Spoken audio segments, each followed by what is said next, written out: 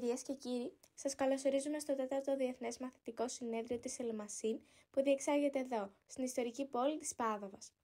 Μετά την επιτυχία των προηγούμενων εκδηλώσεων στη Φλωρεντία και στην Πράγα, η Ελεμασίν συνεχίζει να φέρνει κοντά μαθητές και εκπαιδευτικούς από όλο τον κόσμο. Σήμερα είμαστε όλοι εδώ, έτοιμοι να ζήσουμε ακόμα μια μοναδική εμπειρία γεμάτη έμπνευση, γνώση και συνεργασία. Το φετινό συνέδριο προσφέρει σε όλους την ευκαιρία να παρουσιάσουν τη δημιουργικότητα και τις ιδέες τους.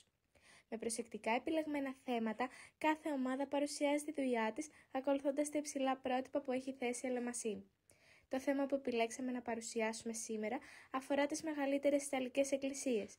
Ωστόσο, θα μιλήσουμε και για τις διαδικασίες που μας οδήγησαν μέχρι εδώ. Duomo di Verona. Χτισμένος στο 12ο αιώνα, αυτός ο καθεδρικός ναός συνδυάζει ρωμανική και γοτθική αρχιτεκτονική με κομψές καμάρες, παράθυρα και θόλους. Ξεχωρίζει και τα μαρμάρινα στοιχεία του και το ρολόι του διακοσμημένο με θρησκευτικές σκηνές. Το ιστορικό του, διακοσμημένο με βιβλικές εικόνες, μαρτυρά την ιστορική του σημασία.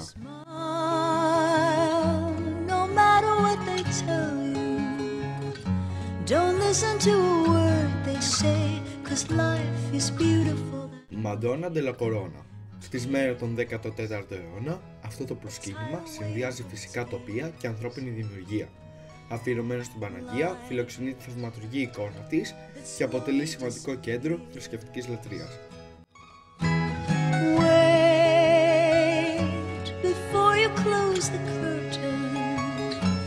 Βασίλικα ντι Σαν Μάρκο.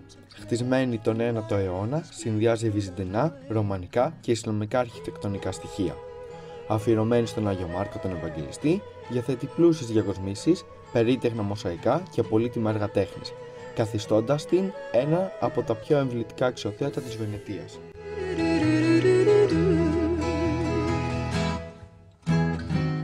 Duomo di Milano.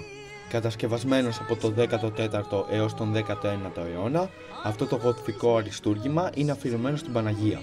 Ξεχωρίζει για τις εντυπωσιακές πύλες, τα ιερά και την κορυφή του, που προσφέρει εκπληκτική θέα στην πόλη.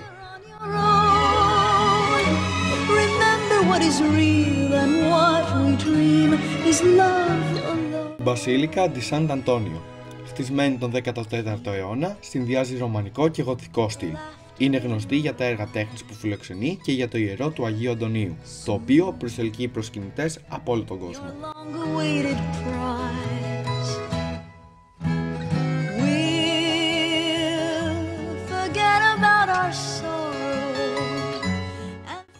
Ωστόσο, έχουμε και στο Ναύπλιο, από που είμαστε, μια καθολική εκκλησία, η Εκκλησία της Μεταμόρφωσης του Σωτήρος.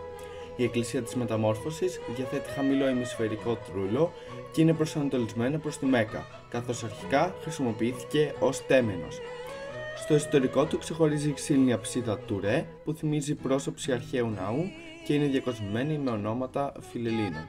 Ο ναός κοσμείται επίσης από ένα πίνακα της Αγίας Οικογένειας, αντίγραφο έργο του Ραφαέλο, δωρεά του βασιλιά Φίλιππου της Γαλλίας. Φυσικά, όλη αυτή η διαδικασία δεν ήταν το επίτευγμα ενός μόνο ατόμου. Ήταν το αποτέλεσμα της αφοσίωσης και της συνεργασίας 6 ομάδων που εργάστηκαν ακούραστα, αφιερώνοντας αμέτρητες ώρες από τον ελεύθερο χρόνο τους και κάνοντας θυσίες από το σχολικό τους πρόγραμμα. Η πρώτη ομάδα συγκέντρωσε τις πληροφορίες από αξιόπιστες πηγές, πραγματοποιώντας την απαραίτητη έρευνα για το θέμα μας. Η δεύτερη ομάδα οργάνωσε τις πληροφορίες σε μορφή κουκκίδων και σχεδίασε την αφίσα μας, διασφαλίζοντας ότι ήταν σαφής και οπτικά ελκυστική. Η τρίτη ομάδα δημιούργησε τα κείμενα που χρησιμοποιήθηκαν στην αφίσα, εστιάζοντας την καθαρότητα και την ουσία. Η τέταρτη ομάδα ήταν οι φωτογράφοι μας που αποθανάτησαν στιγμές από την προετοιμασία μας, καταγράφοντας όλη την πορεία και τη δουλειά μας. Η πέμπτη ομάδα εστίασε στη δημιουργία και την επεξεργασία του βίντεο, μετατρέποντας τη δουλειά όλων μας σε μια ολοκληρωμένη παρουσίαση. Και τέλος, η έκτη ομάδα έχει ως στόχο να παρουσιάσει σε όλους εσάς σήμερα τη σκληρή δουλειά μας. Ωστόσο, δεν είμαστε οι μόνοι που δούλεψαν σκληρά για αυτό το έργο. Ο λόγος που φτάσαμε τόσο μακριά είναι η ανεκτήμητη υποστήριξη των 3 καθηγητριών μας. Είναι χάρη σε αυτές που είχαμε την ευκαιρία να συμμετάσχουμε σε αυτήν την αξέχαστη εκδήλωση. Έτσι, από την πλευρά μας, τους οφείλουμε ένα τεράστιο ευχαριστώ και είμαστε ευγνώμονες για την υπομονή τους, γιατί μάλιστα δεν είμαστε και τα πιο εύκολα παιδιά για τη συνεργασία.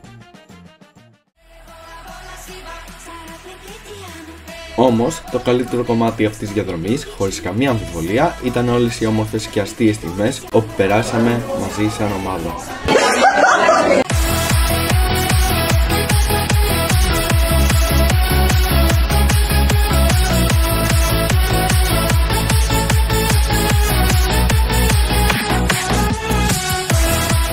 Έλα, λέγε.